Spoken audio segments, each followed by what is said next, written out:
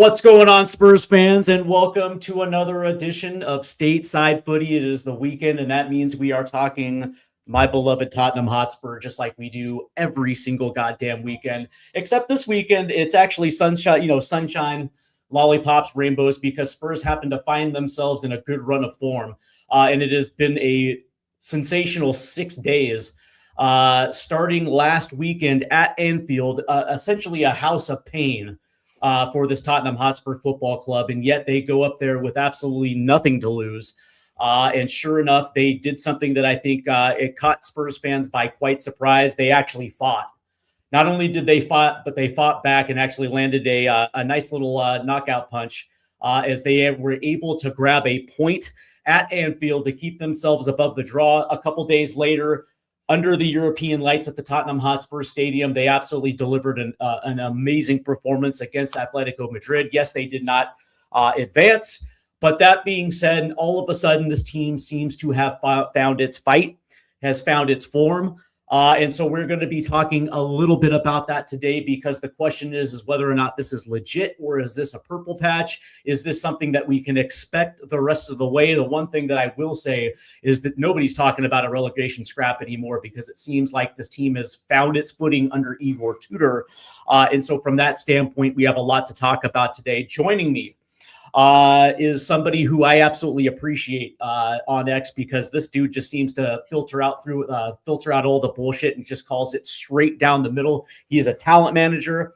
He is a football addict. And by the way, he also happens to enjoy Major League Soccer. So that for me as well, that's actually a plus in my book. But it is Gary Ward. Good morning, Gary. How you doing? Yeah, doing good. It's probably the best introduction I've ever had.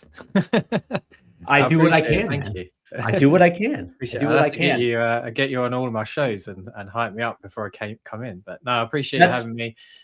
Big Spurs fan, obviously. Big MLS fan. Get to talk MLS with my friends over at Battered Soccer Fans, and sure, a couple of episodes with them now, and it's been real cool. It's been good talking the league. That most people in the UK aren't MLS fans, and I get that. So it's nice to be able to speak about the league with like-minded fans. And I guess on the flip side, for Americans as well, there might not be a huge amount of Premier League or football fans or soccer fans. Then you get to come and speak to us, sort of English, British, European people. So it's quite good. But yeah, thanks for having me. Interested to hear your takes on Tottenham and dive into the crazy world of Tottenham Hotspur. Well, I will say that number one, yes, I used to be a hype man in my former life, right? You know, like the Bruce Buffers or the the guys that do the boxing and the MMA. Yeah, that probably should have been my path of choice, but it is what it's actually kind of funny. But the interesting thing though that you just mentioned there, turns out that when it comes to soccer in the United States, the Premier League is the most watched league in the United States.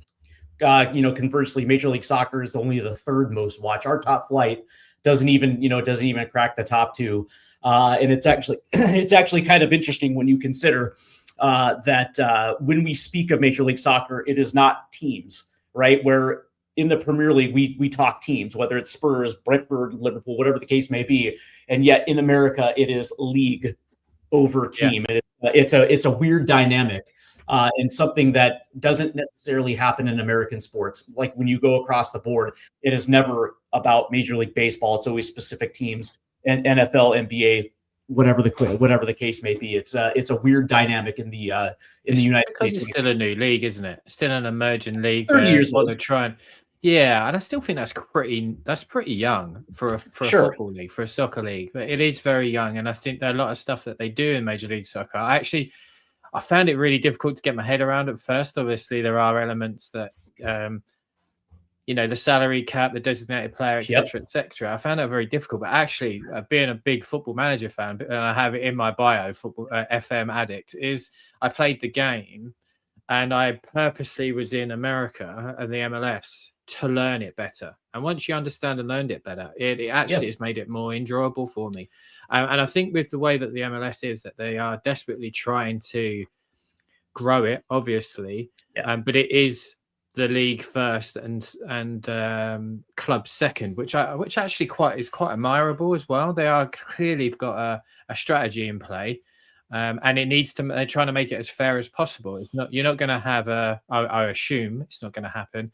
A Man City that can just be owned by a state or a country that's just going to dominate the league. It doesn't feel like the MLS will go to that extremes. But hey, you never know what might happen in the future. But no, for me, I watch football all the time. The weekends and midweek are just dominated by it. For me, I watch all of the Premier League stuff, and then we'll go into maybe Serie A or La Liga. And then once that finishes, the great thing for me is the MLS comes on. So it's full days, a full weekend of football for me. My issue with the DP, and I know we're going to get into Tottenham very quickly, but my issue with the DP is it creates such a wide gap between attacks and defenses, right? Where most teams, nobody spends their DP money on holding midfielders or center backs or wing backs. It's always wingers, cams, and strikers, and because of that, there is such a wide 10s, isn't it? A number 10 is dominated. Mostly the number 10 position is something they really like to get into. Yeah, and what it ends up doing is it creates such a wide gap between attacks and defenses, and most teams will use their U22s on the defensive side of the ball, and so what you end up seeing is very young defensive sides going up against very good attacking teams. And so what you end up seeing are average score lines that are like 4-1, 4-2. And it was by design because, initially when this league came out before the DP, one of the biggest issues that American fans had were with 0-0, 1-1 draws, right? It was a very, when you ask, even casual soccer fans in this country, one of the biggest things was that it was boring. And so they came up with ways to enhance scoring. And so for me, that was one of my biggest issues. And when you factor in the salary cap, and I think this year, it's 6.124 this year is the salary cap. So it went up a little bit from last year, but the reality is there's still that gap. And because of the forced imparity, because of the salary cap, it's still going to be more than the same. And I think one of the biggest issues that I think, soccer fans have here in the United States is they would like to see that salary cap go up to that 10 million mark, that 15 million mark, because then it opens the door for European loan moves. If you want to bring in, a young player, let's just say that my beloved Seattle Sounders, let's just say that they wanted to bring in, I'll just throw out a name. Let's say they wanted to bring in a Mikey Moore, but, he might be making, 60 grand a week.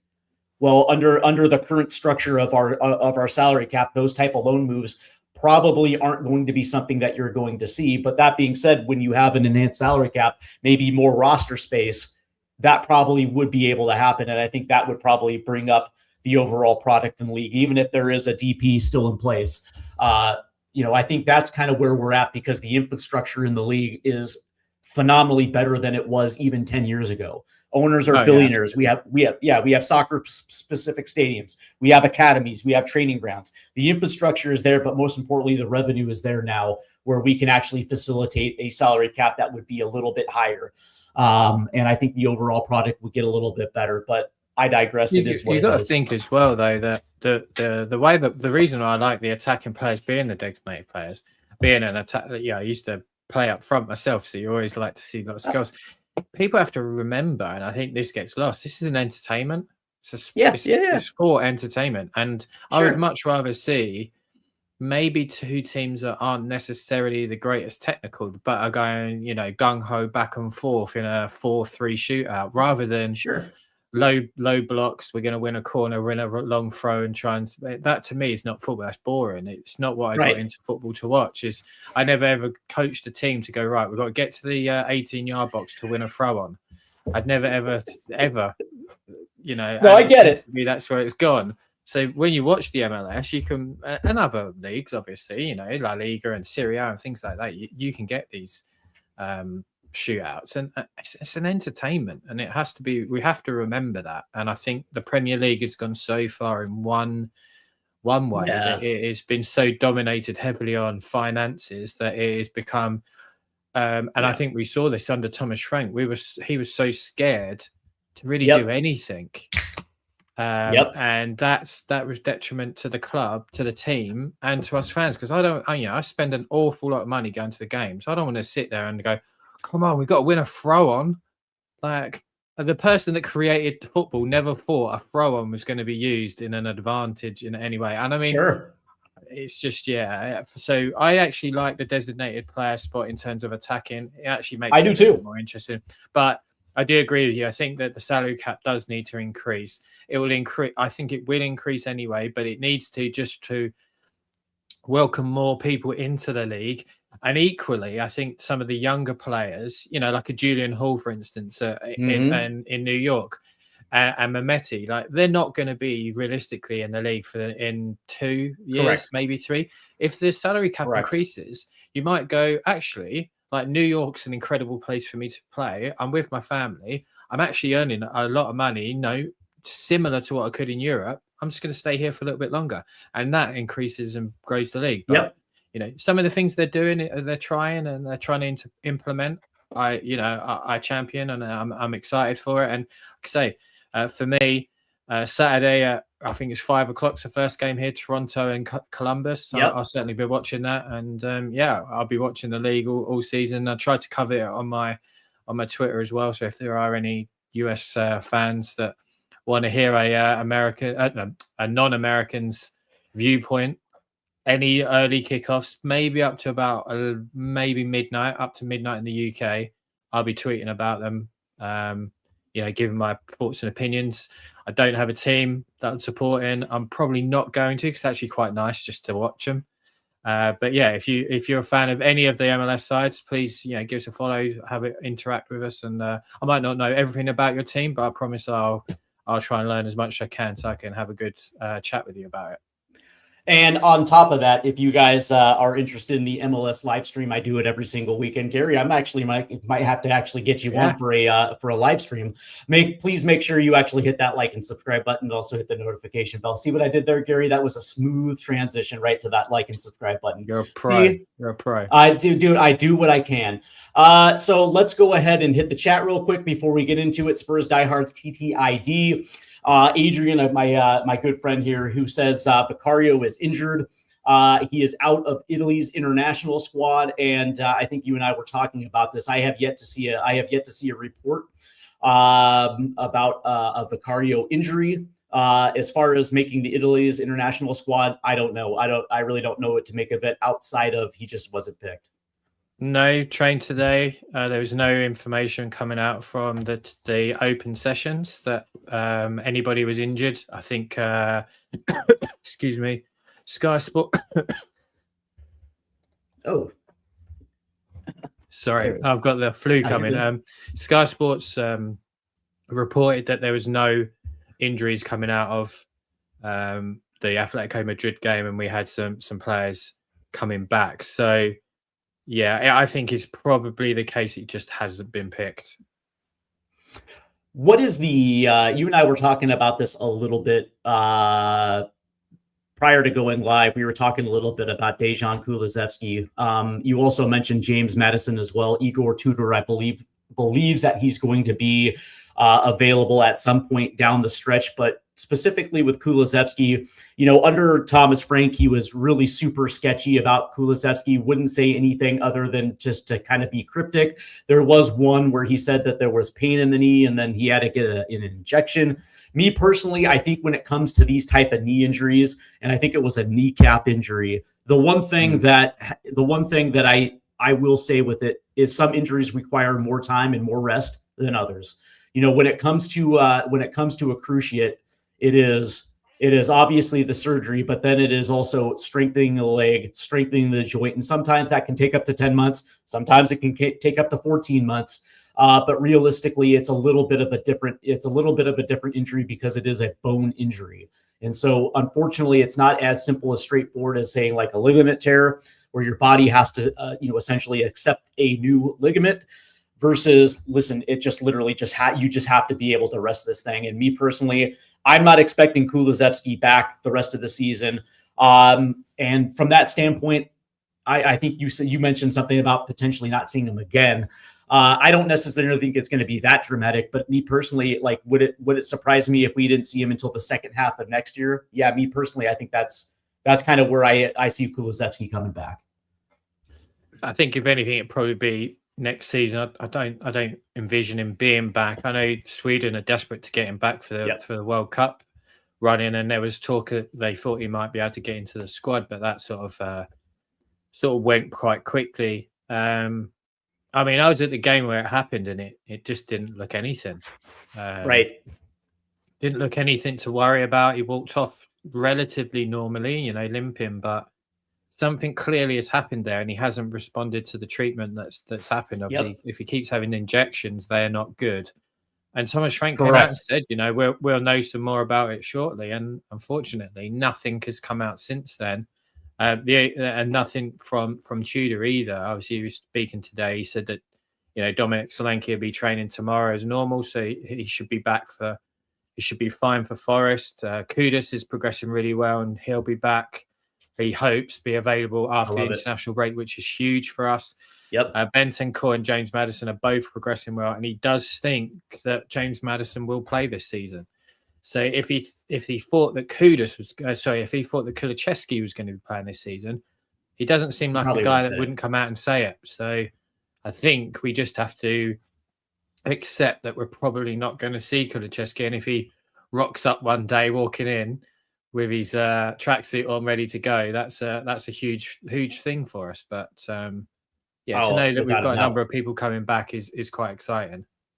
I would agree, especially Mohamed Kudus, considering we've been without a legit winger for a couple of months now, and it's been interesting to see how Thomas Frank and Igor Tudor try to navigate those waters, essentially playing three strikers across the top. It has been essentially quite the shit show. So it's going to be nice to see Mohamed Kudus back. I think that's going to open up so many goddamn possibilities for this attack. But let's see. G Giant 68 says, big up Stephen Gary. Come on, you Spurs. Good to see you, G Giant.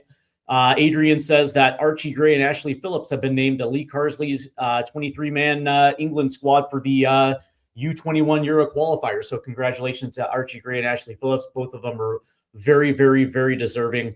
And Archie Gray has completely stepped out of his shell, and I think he has shown fans exactly what that upper level, what that ceiling looks like. Personally, Archie Gray is one of those guys where I don't think there's any doubt now of what the future is going to look like. I think everybody understands exactly the type of talent Archie Gray is now. No, he's been fantastic. He's really stepped up in really desperate times. A slight detriment to him is that he can play in so many positions, and it can be quite difficult to settle down. But we're seeing when he plays centre midfield just how good of a player he is. We have to remember he's 20 years old and he's played 77 times for Tottenham Hotspur. That's just for Tottenham. That's without playing for Leeds. And the majority of the games for us, he's played at centre back and right back. And at Leeds, he was playing at right back as well. Correct. So he's just an incredible footballer. Attitude is excellent as well. I see him as somebody that you honestly think he is probably a future captain for the club, and probably not too far away either. It just depends on our rebuild, I guess, that we're going to be going through, and who that manager is. That Archie is going to be one of those that, for me, the club needs to be built around. We need people like Archie Gray at the club playing in those positions, playing set, but especially in centre midfield. He is an excellent footballer. I'm very happy that we've got him playing for us, that's for sure. And one of the things that I think Archie Gray needs is just a run of time, right? Just a run of games, like a run of 10 games at his natural position where he can get comfortable. And that's one of the things that up to this point, it's been, when he gets playing time, it's been not in his natural position. It's because of injury. There has never really been a time where a coach will just say, all right, Archie, here's 5 games, here's 10 games. We're going to put you at the 6. We're going to put you at the 8. This is going to be your position. And it is what it is. It has generally been because of injury substitutions. And now that we're in this position where we've seen that potentially a Conor Gallagher hasn't necessarily worked out the way that we hoped it would. And because Bergvall was out, Polina was hit or miss depending on the week. All of a sudden, Archie Gray has been a focal point in that midfield. And I think he's gotten comfortable. I think he's gotten accustomed to pretty much every single match day his name is going to be into the 11. And we have seen exactly what he has done with that opportunity. Is it a finished product? Not by any means. But that being said, he's been somebody that has become reliable with the starting 11. And I think his teammates have started to appreciate that reliability. Oh, absolutely. You can see it when people talk about him, when the coach talks about him, other players, they all speak about him in glowing reference. I can't remember who specifically it was quite recent. I think it was Pedro Porro actually that said, Archie is a leader in the dressing room. Yep. And he's 20 years old. So years. yeah, all credit to him. Very, very professional. Comes from a very, very good family in terms of footballers. But yeah, I agree. He needs to play more centre midfield. It's just a shame that they've gone through such injury crisis over the 2 years that he's had to sort of move around so much. But hopefully we found the position for him and we can grow around him and better recruitment within the club in the other areas. He doesn't need to sort of slot in there to help out as much as he has been. Quick question for you. You just mentioned the recruitment. What type of player profile does he need beside him that will actually elevate him to where he needs to go? Have you given that much thought? I mean, yeah. I mean, for me, I think he's a 6. So he's someone that can, to be honest, he can play a 6 and an 8. I think against Atletico Madrid, he was more played as an 8, to be honest, and he was driving forward with the ball. It just depends really on what the situation with the manager is and what they want. If it was me, I'd probably keep him more. I think it's probably who's available as the options. So if I've got a person, let's say Apollinia, that is a pure 6 that can break up play, or Pierre-Emerick Højbjerg, who I really liked at Tottenham, kind of wish he didn't go. If we had him, and Archie would be fantastic alongside him because, Højbjerg's gonna sweep up everything. He's going to be that sort of destroyer in there. We can move the ball on. I've got a feeling they'll probably use Archie as a 6, and they'll look for a more progressive ball player. Someone like you could argue is a bit like a quarterback, right? You could start deep, pumping the balls out to right and left into the number 10, can support as well. I guess that was what Morgan Gibbs-White was. They were going to look to have him as. Yep. I mean, I think James Maddison would be quite good in that position. He could just drop down slightly, and you could have Xavi Simons in front of them. The good thing with Archie is he can play both roles and can play both roles quite well. Just depends really on the manager and what they want. My personal preference, I'd probably look for somebody that is more creative. That's not saying he isn't, because he's had a number of assists this year, but someone as soon as they're on the ball, something's happening here. But to have him within the squad that can play both positions is excellent. So I'm just, like I say, I'm very happy he's here. Him and Sarr, I think, complement each other really well. Sarr's got the big physicality in there as well, and that helps Archie, and Archie's very good on the ball, which helps Pape Sarr. So yeah, I thought that double pivot we've been playing with, that single across the 4, I guess, has been looking quite good the last couple of weeks. Yeah, I would agree. Adam Morton comes to mind as somebody that that would solve a lot of problems, especially if you are. I mean, if you had Wharton and Gray, that's an incredible. Yeah. Wharton and Gray, that's outstanding. I mean, if we could do that's the type of profile I'm saying. Archie can play 6 or 8, but if you get a real good number 8, he's going to be a great number 6. And then again, if you think, I kind of found myself a really good number 6, well, Archie can play 8 as well. So the versatility is there. Yeah. Adrian posts a question: if there is a need to replace Vicario, or are you going with Austin or Kinski? Kinski. Yeah, 100%. I don't see why we Vicario from.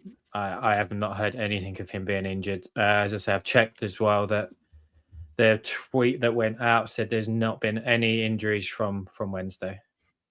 Unless it's happened before I came on, I don't know. But yeah, I haven't seen anything. Yeah, I'm a big fan of Tony Kinski, and I've been a big fan of him even back at his Slavia Praha days. And one of the things that I will say is, like, regardless of what happened in the first leg of that round of 16, it doesn't doesn't take anything away from Kinski. What I will say is that was more, me personally, I think that was more on Igor Tudor getting it wrong than Kinski not getting it right.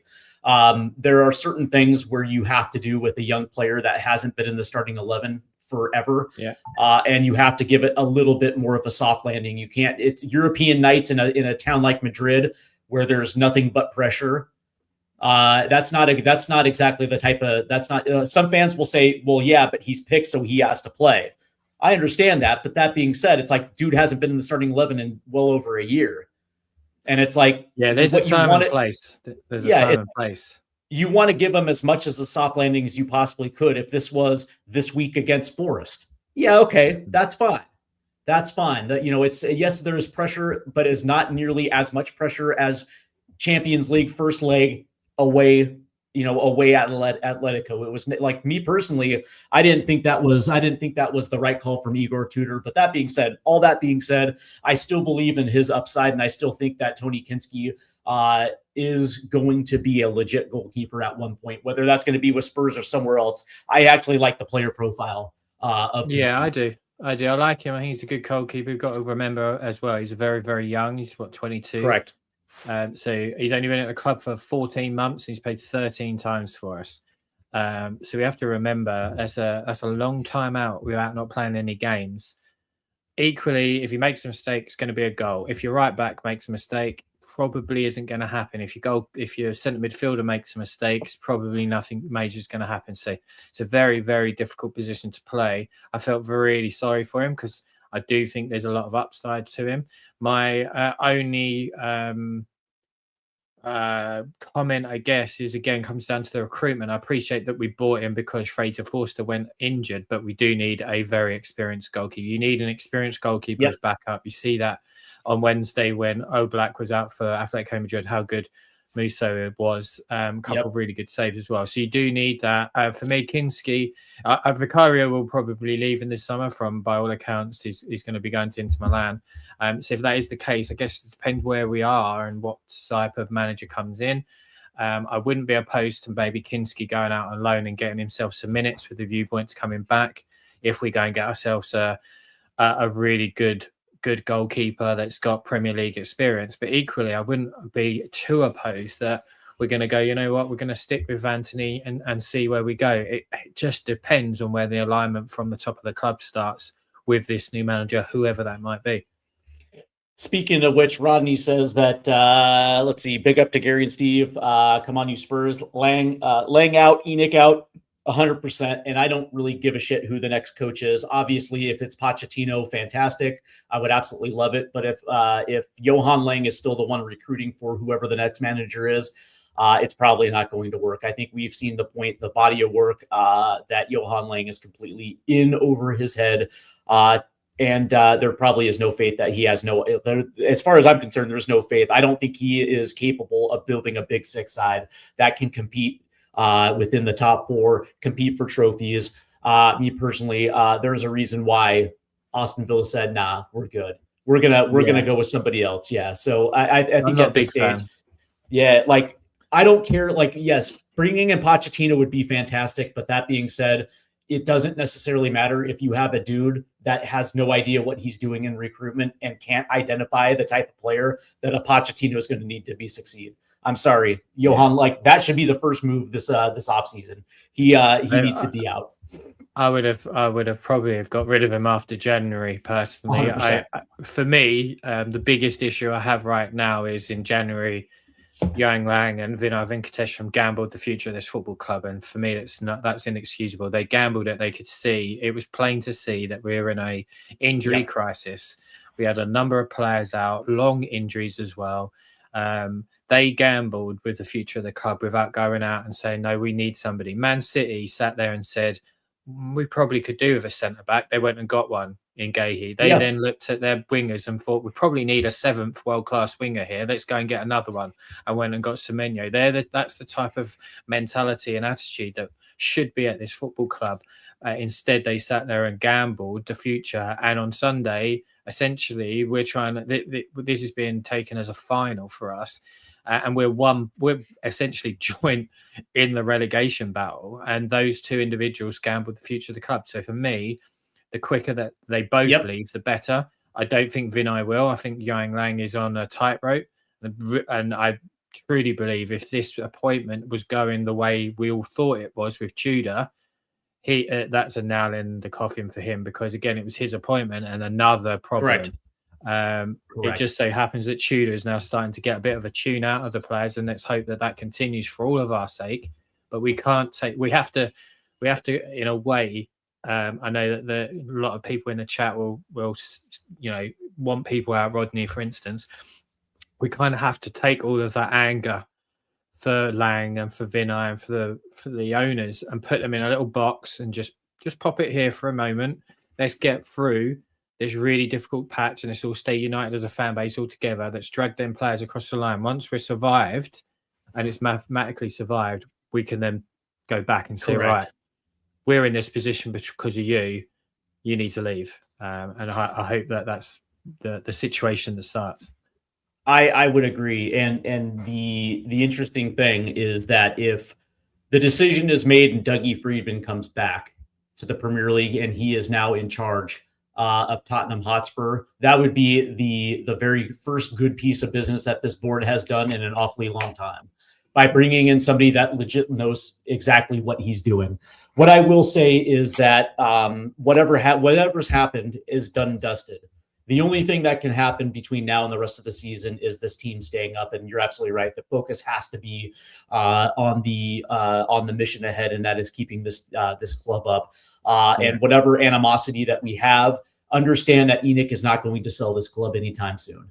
Me personally, I think eventually we can't change the owners. We can't change the fact that we've got players injured. We can't magic them back. Correct. We can't sign any players now. The only thing we can do is, as a collective fan base, is unite to get us them players across the line, show them how much the club means to us as individuals and people.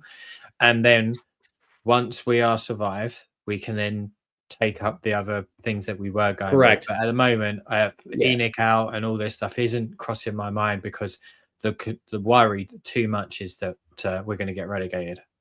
Right, because everything else is window dressing at this stage. It's irrelevant because they're not going to sell it anytime soon, regardless. So this is exactly what we have to work with. But in the summer, if they make smart moves, then all of a sudden, that at that point, that focus continues to stay on the players, which is where me personally, where I think the focus should be on, regardless anyways, especially when you're dealing with owners that really just, it is what it is. They're not going to sell anytime soon.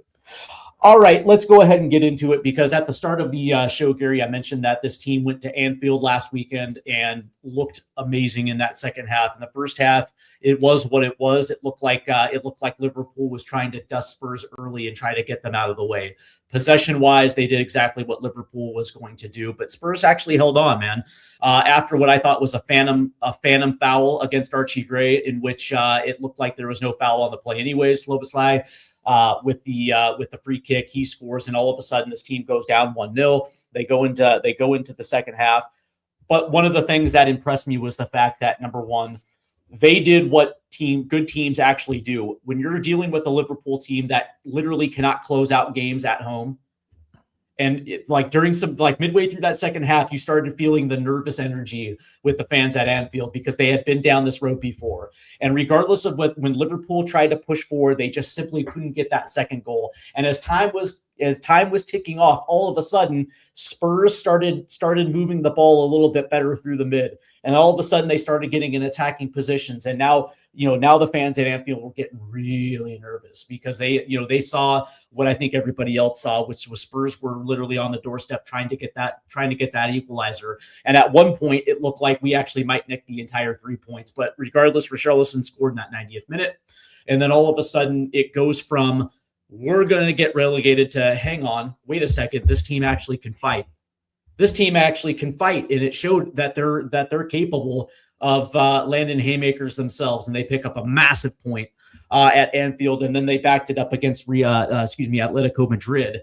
And so I guess the first question that I'm going to ask you is whether or not you actually think that this is legit, or is this a purple patch? Is this actually a come to Jesus moment for this team? They recognize exactly where they're at, and it seems like all of a sudden there might be better unity. amongst the ranks? Maybe there's, dare I say it, maybe even a little confidence, or was this, or is this something that it's too early to tell? I think we'll find out on Sunday. I think we'll have a better understanding on Sunday. We played well against Liverpool, and I was pleased with the result. What I was more pleased about is that normally what's been happening, and happened quite a lot this season, is that the adversity, they crumble at adversity. So if we go behind, they crumble. Or if we're leading and then someone scores, you saw it against Burnley. We dominated Burnley in the first half. They scored just before half time, and then we essentially crumbled into the second half. So it's really difficult, and the adversity there is what affects them. Whereas I didn't see that, and I haven't seen that. I hadn't seen that at Liverpool. I'd seen it before. So when we got the performance and we got the goal, it was, hang on a minute, we might be okay here, but it's a long way to go.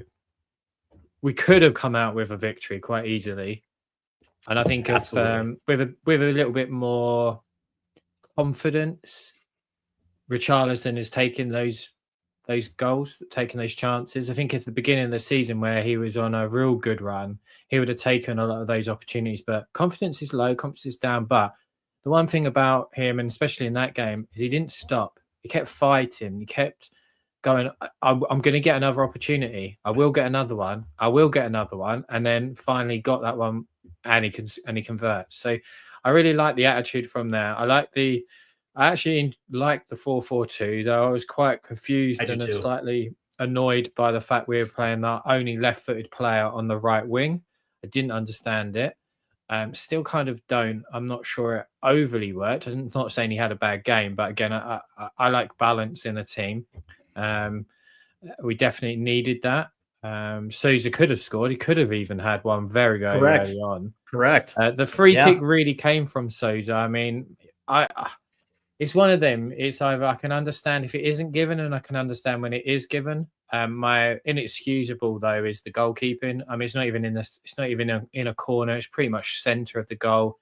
Yeah. If you look back at it as well, Vicario is going across his line on his tiptoes, which I've never ever seen before, and he tries to launch off his tiptoes, which is very strange. Again, Vicario for me frustrates me, because you do stuff like that and then he'll make an incredible save like he did against Atletico Madrid, and you think it's quite baffling at times. But I'm pleased with the togetherness that they showed, and I was thinking, all right, if we can see that again against Atletico Madrid, we might be okay. And we saw that, and I think we even saw more of it, because the players looked like they wanted to get on the ball. They were happy and interested in taking on a player, taking on a man. They were trying to shoot from distance. All the things you kind of want to see from your side. And effectively, we're at a very low point in terms of confidence, that they were still trying to take players on, and there's this togetherness there. So it's going in the right direction, but ultimately we went out of the Champions League, which actually I'm quite happy about, because it allows us to fully focus on the Premier League. But Sunday's so important. If we can get the same type of performance that we've got against Atletico Madrid, but we're a little bit more, defend a little bit better, especially from set pieces, then we're going to be okay, and we might get ourselves out of this. But it's still really difficult to tell. It might be the case that Tudor just needed a few weeks to understand what was going on, because for me, the biggest difference by far is the fitness levels has gone through the roof. That they look fit now, whereas they didn't. So again, what was Thomas Frank doing for the majority of the season? I don't know, fitness wise. The interesting thing is my buddy Billy T. I'm sure you know who Billy T is. I think he made a tweet a couple days ago saying that it was absolutely criminal that Thomas Frank didn't have the fitness levels of these players up to where they needed in the standard. And I was like, well, yeah, but that being said, look at the way that he was playing. Yeah. He was playing with 10 men behind the ball in an ultra conservative defensive shape, where you're not pushing forward. And when you are pushing forward, it's only 2 or 3 guys. It wasn't a team concerted effort to get forward, right? You like, we weren't pressing as a team. We weren't necessarily even, we weren't really doing much. And so from that standpoint, you really didn't need to have fitness levels when you're essentially 10 men behind the ball, essentially every the single idea week. behind his football was let's get it to a corner, let's get it to a long throw on and try and nick a goal. That I just completely misunderstood what the fan base and what the football club is about. Essentially, on Wednesday we played Tottenham football. Some of the goals, or the potential goal with Matisse Tell, we should have squared it. Some of the best football we've played in ages, and that's what we want to see. Without a doubt. I didn't get into football hoping that, and I've certainly never coached a team saying, let's get to the edge of the box and win a throw on and win a corner kick. That's just not how football is. And that, for me, a lot of it came down to Thomas Frank's sheer worry and concern about doing anything. He looks so scared to do anything, whereas Tudor's come in and gone, I'm going for this. We're doing this. This is what I believe in. We're going for it. And credit to him. Now, is it the fitness levels that were causing us most problems? Potentially, because you look on Wednesday, we scored the third in the 90th, 91st minute, and Xavi Simons is sprinting into the goal to pick the ball up to try and get some more. And the players around him, and you look at Jed Spence that could have gone 3-3s, run 60 yards to make a brilliant challenge. It's just, we wouldn't have been able to do that under Thomas Frank because the fitness levels weren't there. So credit has to go to Igor Tudor. I just hope that he can galvanize the team and the players that are coming back. Just get us through the line. Just get us into the summer. I think it's I think there had to have been some sort of come to Jesus moment, right? Because a lot of these players, maybe there are some that have the attitude that it doesn't necessarily matter because I'm leaving in the summer regardless of anything. But that being said, it's like the way that I look at it is that those are the type of players that are probably hardest to convince, but where you have a guy like Richarlison who has been in a relegation scrap before, he understands it.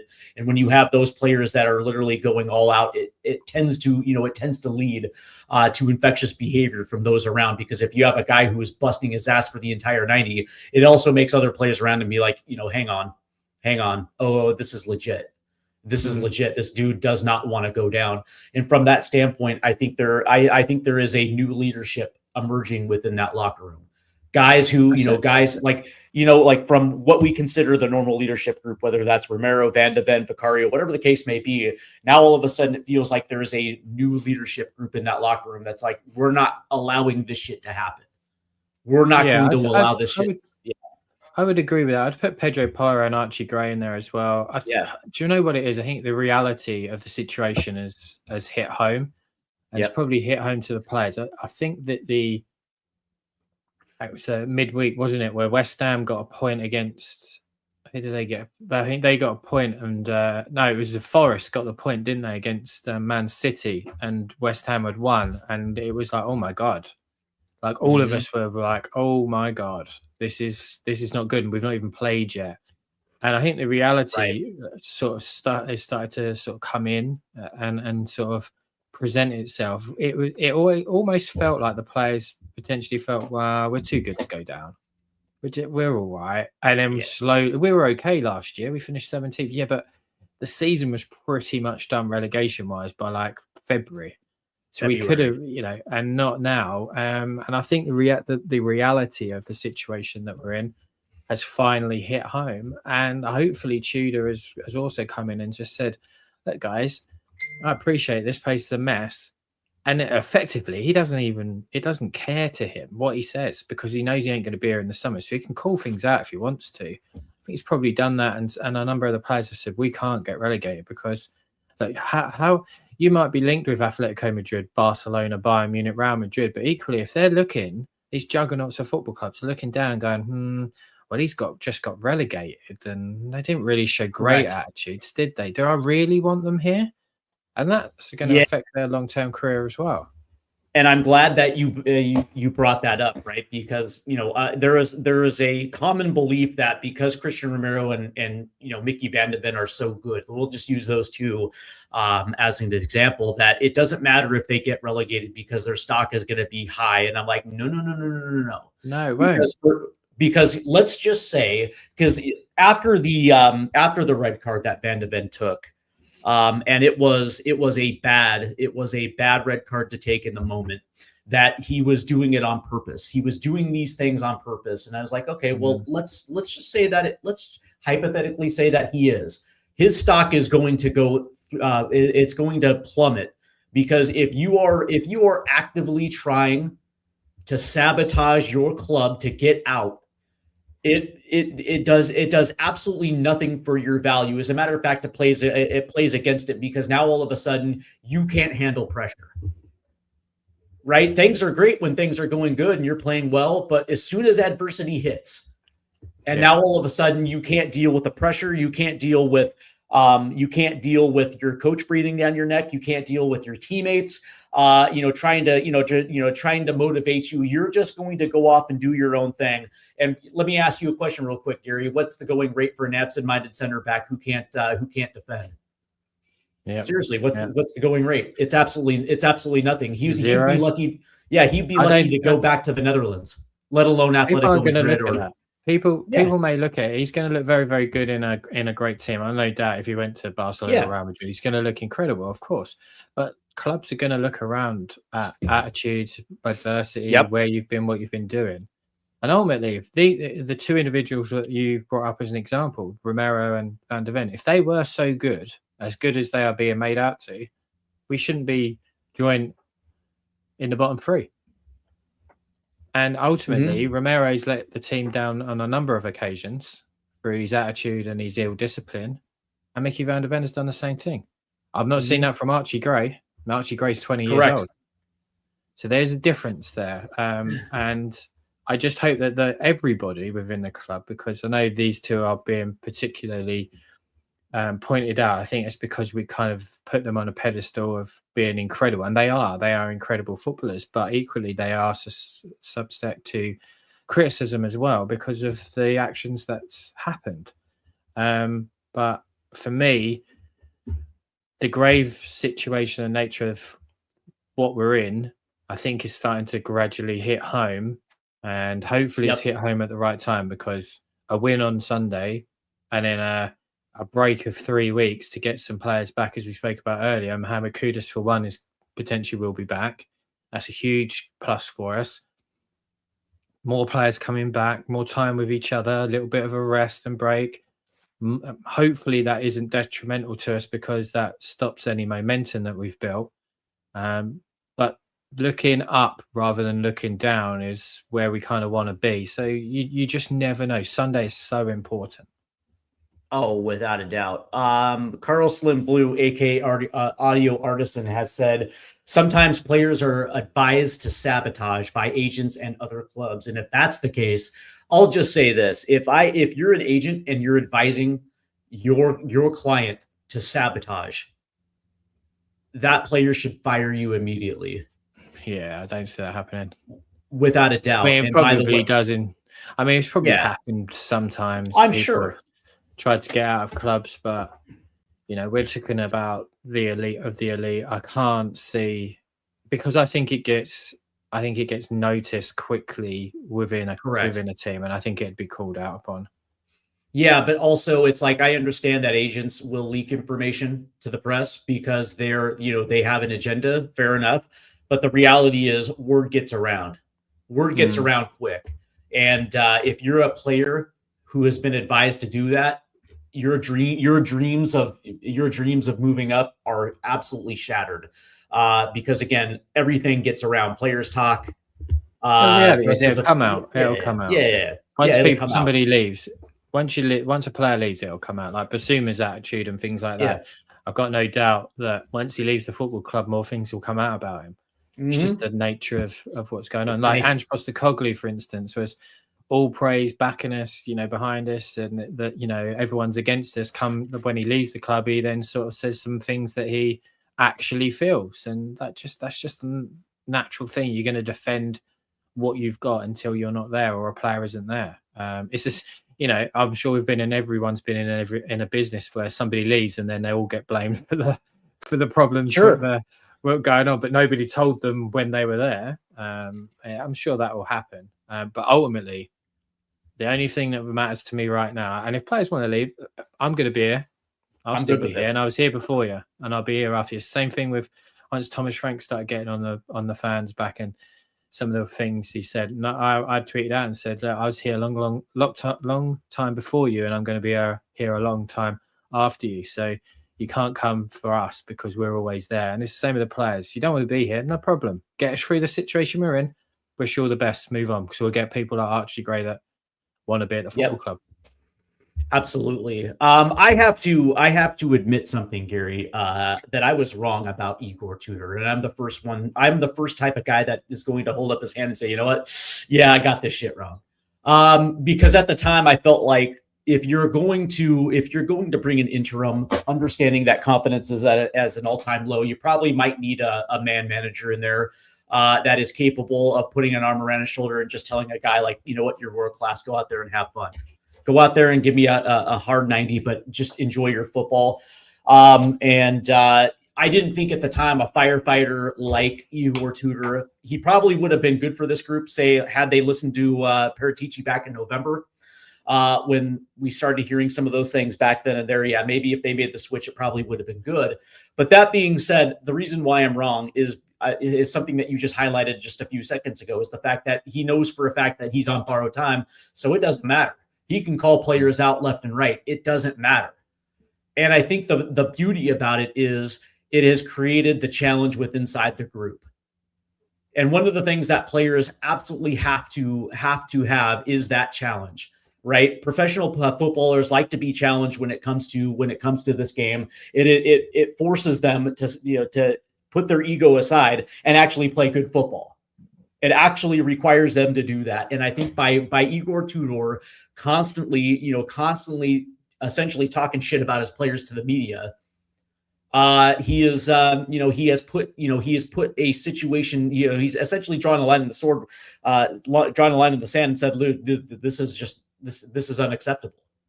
This is absolutely unacceptable for the level of players. And it's like, if you're perfectly fine going down, then that's great. But that being said, it's like, I'm going to call you out. I'm not going to sit here and do what Thomas Frank did and say like everything is absolutely amazing. And, even in horrible losses, we saw some good things, blah, blah, blah, blah, blah. We're not doing that. It's like, listen, it is absolutely not good enough. And if staying up is something that is important to you, you're going to have to get better. And the gauntlet is thrown down, and then there's an absolute challenge. There's an absolute challenge. And I think in a large part, players have probably, there's been certain players that have absolutely responded to that. I think players have. I think majority of it is the grave nature of the situation they're in, because I think there probably will be a number that will leave in the summer anyway. Yeah. Equally, you don't want to have a relegation on your CV, especially a club of the size that we are. I'm not giving Igor Tudor too much credit just yet. It has been 2 games where I've seen some positivity, albeit 1 win and a draw. Look, if he gets a big victory on Sunday, and then we come back and we beat Sunderland away, or we get a good result at Sunderland, and then we go on a little run, absolutely deserves the credit. At the moment, he's made the changes to the system, which he does deserve praise for, because he was very, very set in a way of a back 3. He's realised that actually probably can't do that, and went just as simple, which has worked. So he does deserve the credit for that. But we are still in the same position we were in. In fact, it's a little bit. It's worse actually when he came in the Premier League. So until he can get us out of that, I'm still reserved on that on him as a coach or an individual. But the last 2 games, there are a lot of positives to take. I just don't want to go too crazy, because I don't want to get myself and my hopes up and then be disappointed when, we kick off on Sunday and after 5 minutes, like it was against Fulham, we're like 2-0 down or whatever it is, and it's like, I agree. We're just there. But I think it's a combination of everything. I think the combination of him coming in, of saying, exactly what he wants, because ultimately he's not going to be here in the summer. The club can't afford to sack him because there isn't really anybody else available. If there was, he wouldn't be in the job. Correct. And I think the grave nature of the players, I think they've come together and said, this can't happen for us and our own individual careers, let alone collectively. And the extra bit that's partly making me think we're going to be okay is the number of quality that is coming back from injury in Doggy, Bergval, Kudus. Those things for me are filling me with more confidence. But ultimately, we're not the only ones fighting for our lives. I know we think about it, Tottenham, but there is West Ham, Nottingham Forest, Leeds. They're all fighting for their life, and traditionally they are teams that are in and around there, and they've been doing it quite a lot of times in comparison to us. So it's going to be difficult. We have to beat the teams in and around us, and if he can, then Tudor's always going to be welcome back at the football club with open arms whenever he wants to come back. But I think the good thing to put a bow on this is not only is the players looking to not have this on their CV, this is a shop window for Igor Tudor. This is a shop window for him to get a permanent job. Who knows? He could turn Tottenham around, and let's say we finish 2 or 3 places above where we are now.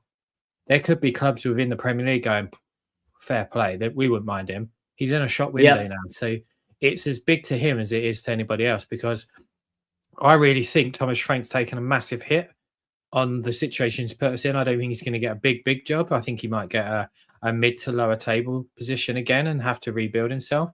Whereas Tudor, let's be frank about it, he probably got the Juventus job because of his playing days there.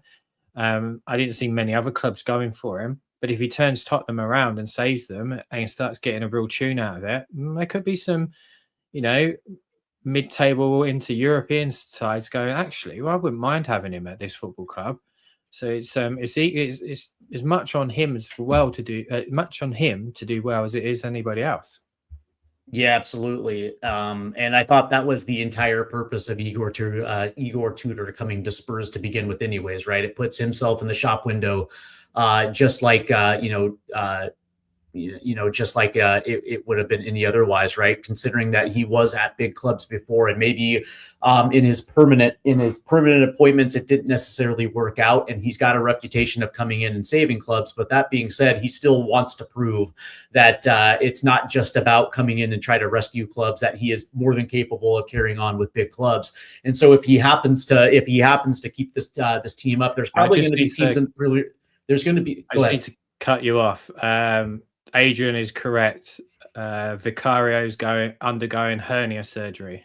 Well, so that's potentially out. He's going to have it in the next couple of days.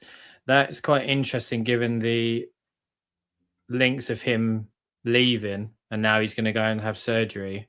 So Guillermo Vicario will not be available for Gattuso's World Cup playoff due to injury. The operation will take in the next few days, allow at the worst possible time for Vicario and Tottenham. Well, so this is going to be like what, potentially 4-week recovery, right? From hernia? It's hernia, yeah. It's going to be. Yeah, I don't think it's going to be missing a long-term time. This isn't going to be like a 2 months. But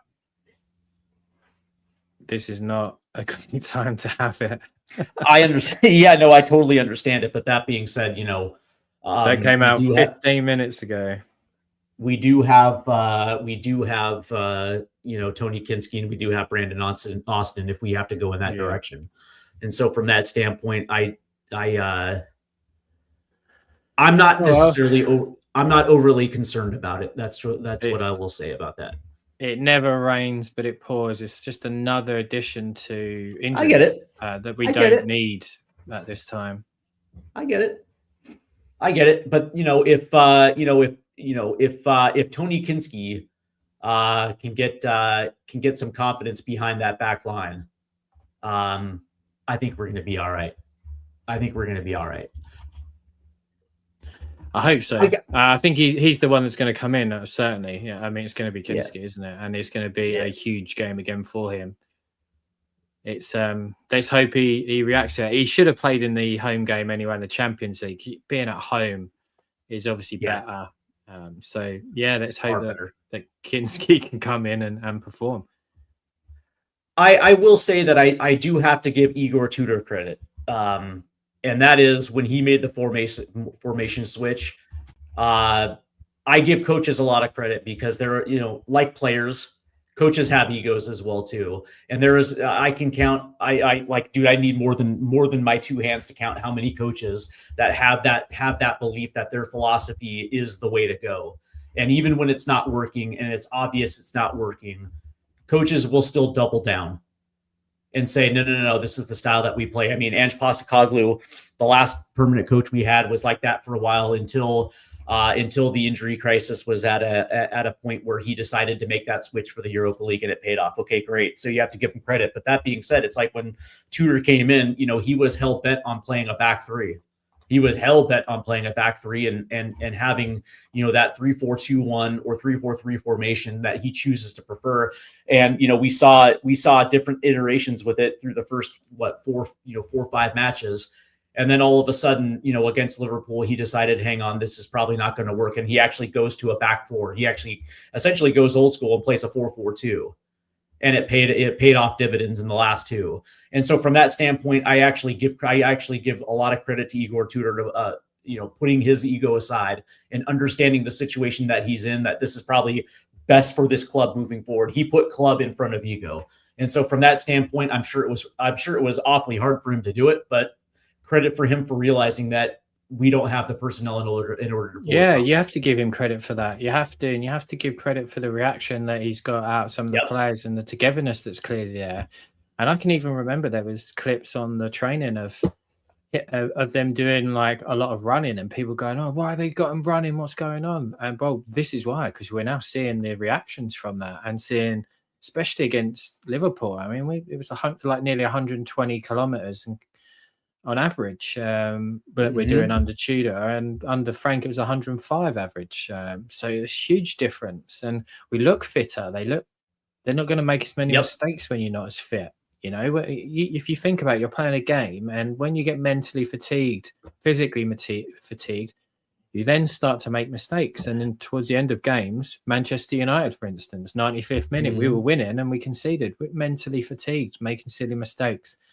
So hopefully the fitter they are, and they clearly looked it on Wednesday, that this only helps. And he definitely he's getting a reaction now.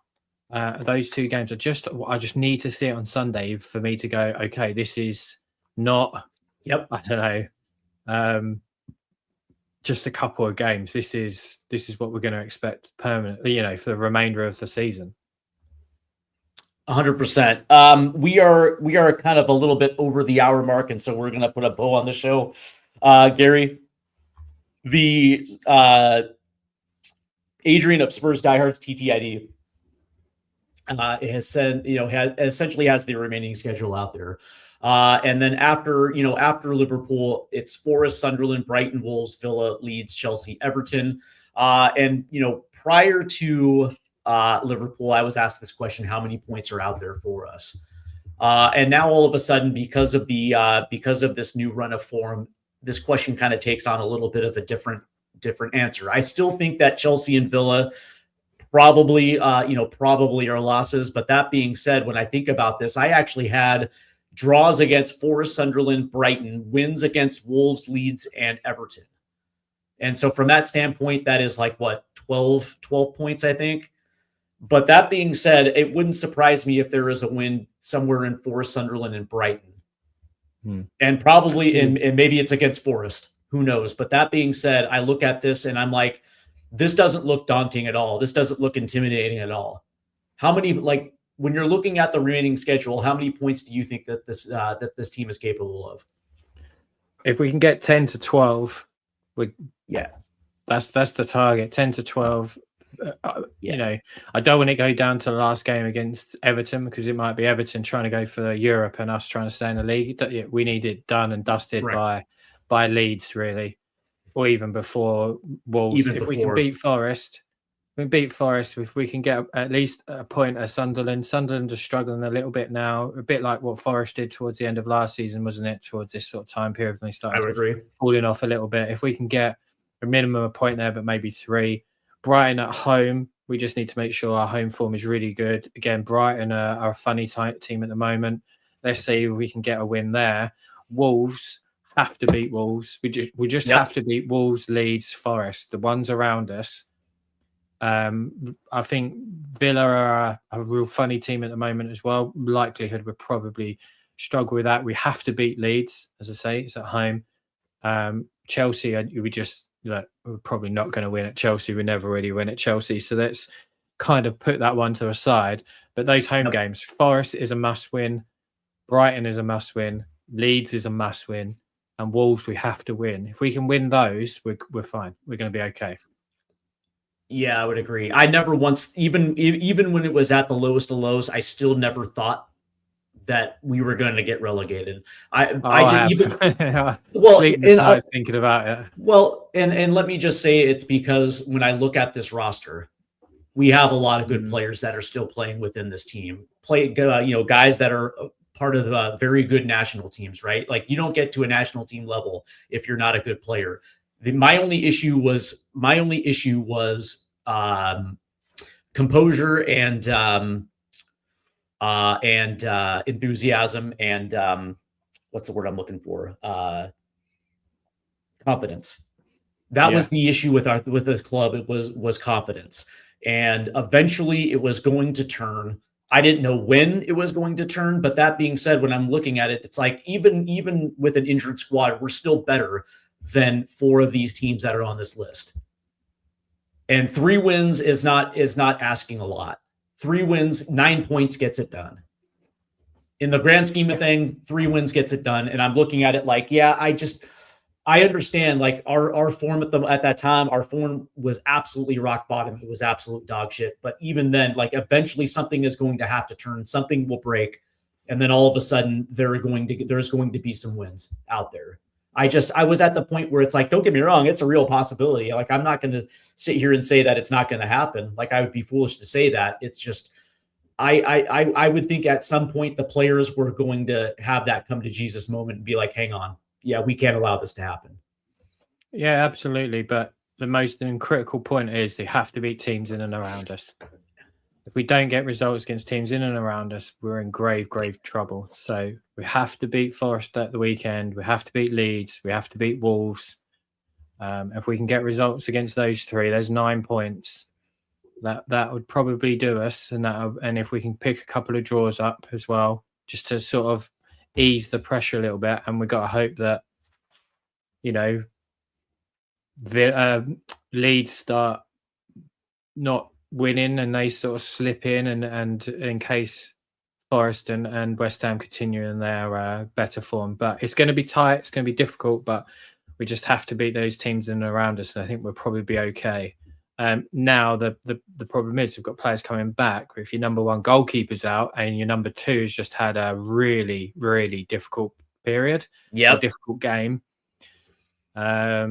that's nerves instantly on Sunday when the ball's going back to him. So for me, as soon as possible, that ball needs to go straight back to him. He needs to get on the ball. He needs to clear it. Needs to be able to 100%. Shift and move it as quick as much as he can, just to settle himself down. And I'm sure all the fans, me included, being there on the weekend, we're all going to give him a huge ovation when he comes out and he plays. But we just have to drag this team across the line. And it just probably have got a little bit harder now without your number 1 goalkeeper. Potentially, but you're absolutely spot on about Kinski. That is going to do it for us, Gary. I want to say thank you for taking the time out of your busy day for coming on, man. It was absolutely a pleasure meeting you for the first time, but also talking to you a little bit about it. Before we go, what's going on with you in the podcasting world? What's coming up with you? I'm pretty much everywhere. I kind of go on lots of different podcasts. I'm always willing and happy to help anybody out. We've got my own, which is Project Spurs. We just mainly the 5 of us sort of have a chat after the games, and then we bring on different people. It's more of just a lads therapy session than trying to make it into any sort of huge global phenomenon podcast. But yeah, we have a good chat on there. But I go everywhere that anyone asks. I'll try and make it work for you. If it's MLS, Serie A, or La Liga, or the Premier League, or Tottenham, try and do what I can. But yeah, all of those things. I cover Tottenham every day on my Twitter account, which you can see just below me. And then towards the latter stages of a Saturday and Sunday night, it then flips over to MLS stuff. So if you like all those things as well, come and have a chat. Yeah, and like I mentioned before, I'm going to have to get you on the MLS live stream. Not this weekend, but I will definitely reach out. It would be awesome to have that second on the live stream. Speaking of which, we will have the MLS live stream this week, and of course the Tottenham live stream as well too on Sunday. And make sure that you hit that like and subscribe button, because I will actually have that live stream posted today, so you will know exactly the MLS matchup that I'm going to be featuring this weekend, and of course Spurs versus Forest on Sunday as well too. And of course, go ahead. Just to confirm, Tottenham have announced as well, we can confirm that Guillermo Vicario will undergo surgery next week on a hernia. The minor procedure for the Italy international goalkeeper has been timed to have as minimal impact on our season as possible. Guillermo will commence his rehab with our medical staff immediately, and is hopeful he could return to action within the next month. There you go. Yeah, I couldn't imagine that he's going to be out for more than 4 months. Not 4 weeks. So it says next week.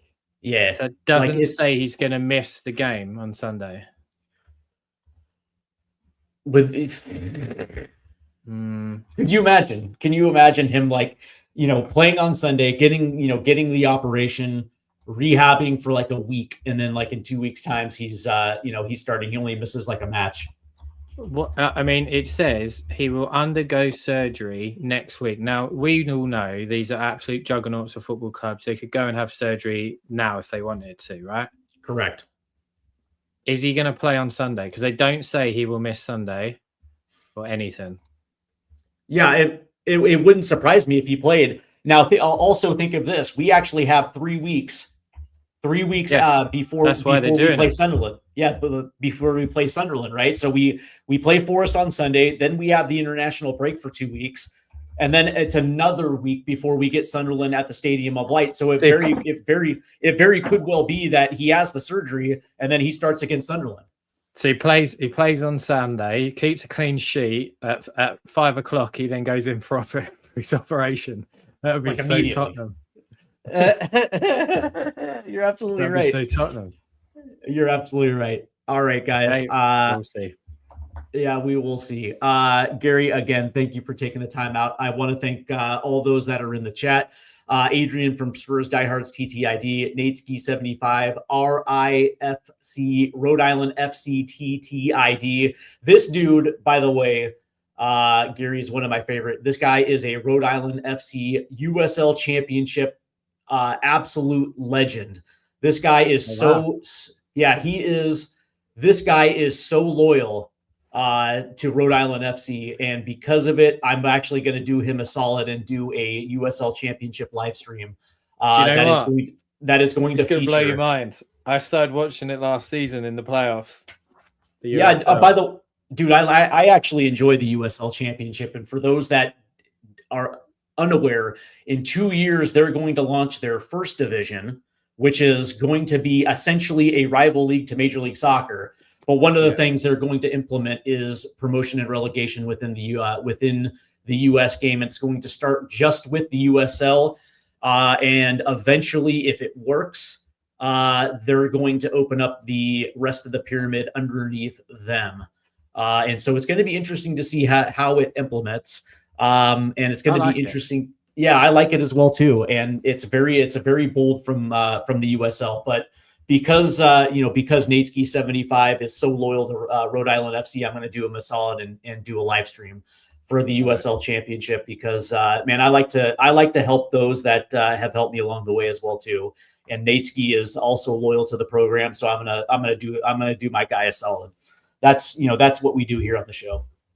So just Tottenham have announced as well that Dominic Solanke to return against Nottingham Forest Joan Polina is back in training and is also available. Mohamed Kudus could be back with the squad in 10 days. Rodrigo Bentancur is also edging closer, and Tudor's confident that James Maddison will be part of the team this season. That's just also come out as well. So there is nothing in that says Vicario is not playing on Sunday. So Yep. I've got a weird feeling he's going to play and then he's going to go and have surgery. I happen to agree with you. Because I think it's better that he plays this game rather than missing this and playing against Sunderland. I'd much rather he plays this and miss Sunderland. Just out of curiosity, I know we're up against the wall. What does that midfield look like with both Bergvall and Bentancur back into the fold with Polinia, Gray, Connor Gallagher, Xavi Simons, and even James Maddison? How does that midfield shuffle? That's going to be interesting. That's going to be interesting. It's great for squad depth and for us challenging them on all fronts. Personally, it's Gray. It depends on who you're playing, right? For me, I wouldn't mind Gray with Maddison next to him and Xavi in front. That to me feels Tottenham. I think I'm with you on that one. But equally, it depends who you're playing. If we're going against Man City, I'm not going to see that.